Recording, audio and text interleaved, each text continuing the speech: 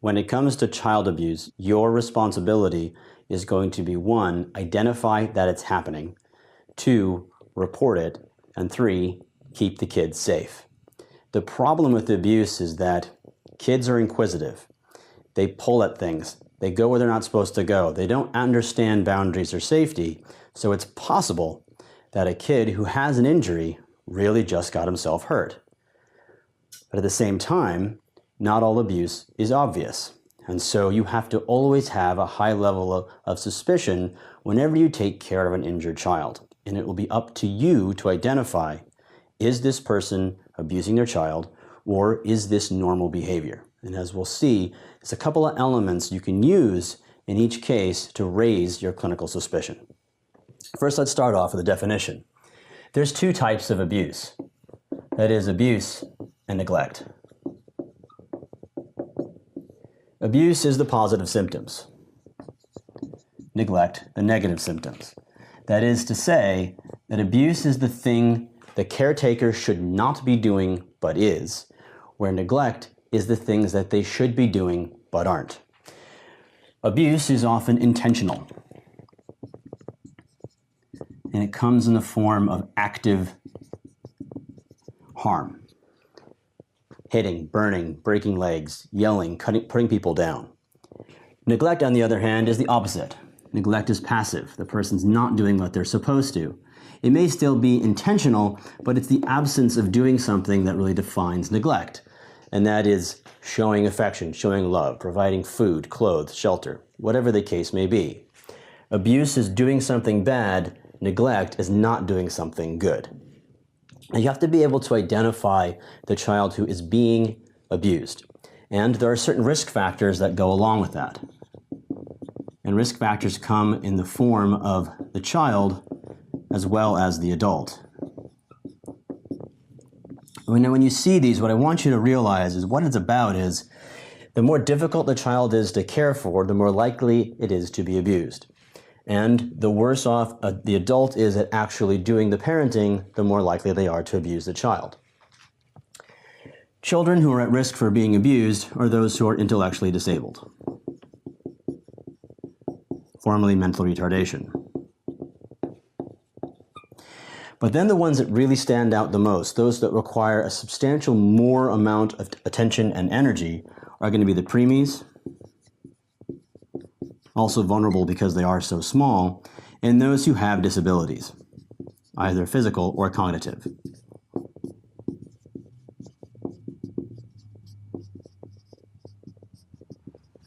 On the adult side, you look for things that make it harder for that parent to do the parenting. Things like being a single parent, or they don't have the help that they need, or being young. That is, they had the child without the life experience, or maybe had the child too soon in their life. Those who just lack resources in general, low socioeconomic status, and those who are the non-biologic parents. But the thing that makes an adult the most likely to be an abuser are those who have been abused.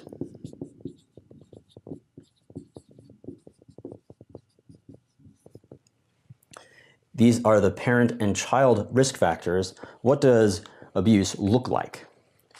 If we can look at the injuries themselves, if you see these injuries, you can say, this is not normal. Especially when it comes to kids, because they are playful, they might pull a pot down upon them from the stove, and they might run into things as they're learning to run and play. So scrapes and bumps, no big deal.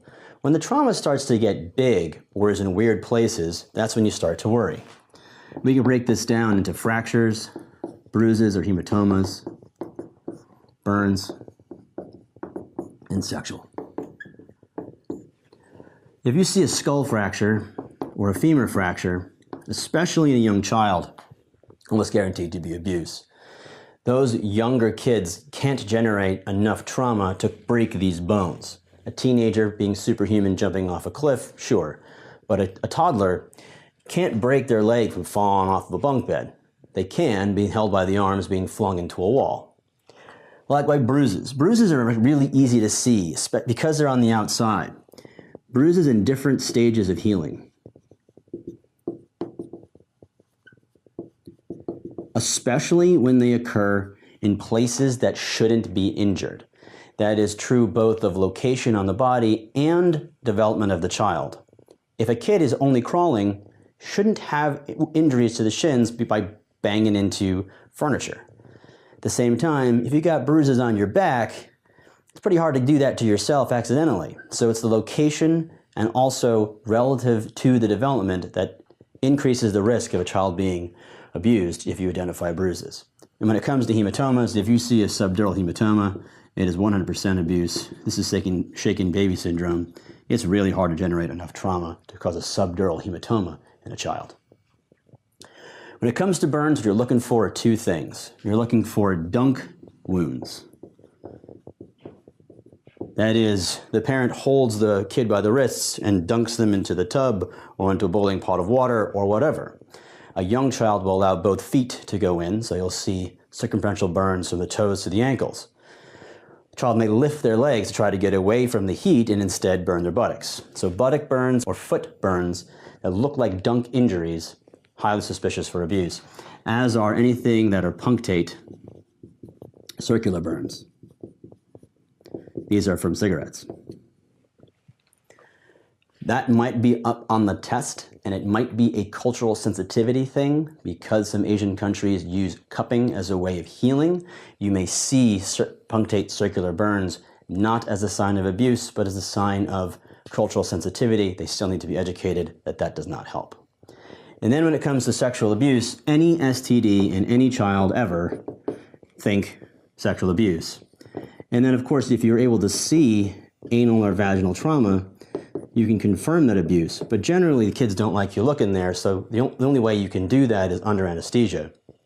So generally, something prompts you to look there under anesthesia, such as an accusation or an STD.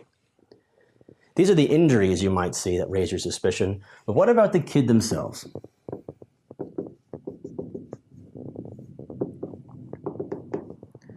Children usually look to their caregiver for help, and crying is a sign that they identify that person as someone who's going to help me. If you see the absence of crying, that is a big red flag. If the kid should be crying but isn't, the child has learned that if I cry, I get abused, so I'm not going to cry. Severe injury, and the kid should be crying and is not in the presence of their caretaker, sign of abuse. Same thing if the kid runs from the caretaker or finds comfort in a healthcare provider. That isn't to say the kid can't come to like the nurse at the front door of the clinic, but if they don't find comfort in their parent in the ER and the nurse had never met before suddenly is able to comfort them, that's also a weird sign. So if you suspect abuse, what do you do? What's your responsibility?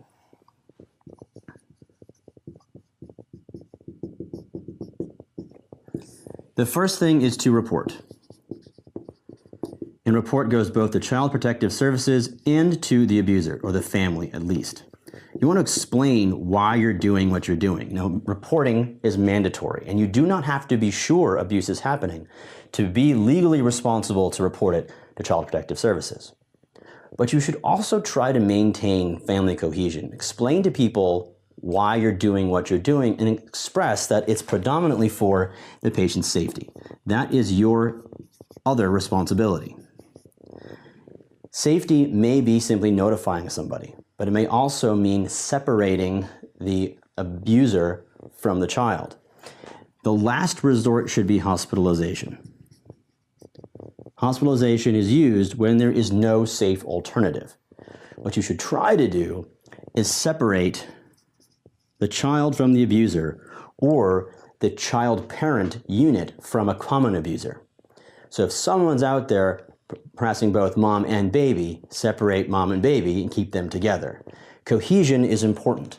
And your final responsibility, and this may sound weird at the end of this lecture, is to help the family cope.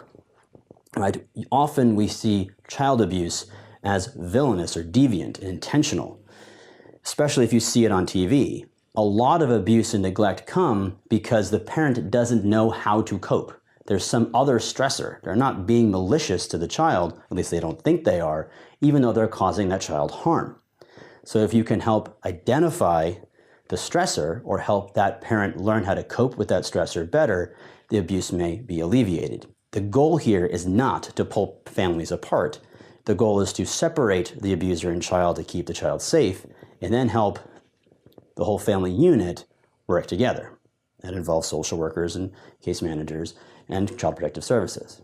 Now, if someone is being intentionally deviant, we should have them arrested and jailed and completely separated forever. But most of the time, abuse comes from lack of understanding, lack of coping mechanisms, and if we can facilitate that, we can prevent the abuse and keep the families whole. Let's review. Abuse and neglect. Abuse is doing the things you shouldn't be doing, usually involving putting people down, emotional or physical, attacking. Neglect is not doing the things that you're supposed to, that is providing love, support, and comfort. Risk factors are going to be disability and prematurity in the child, having been abused in the adult. Different injuries should set off the concept that this is abuse.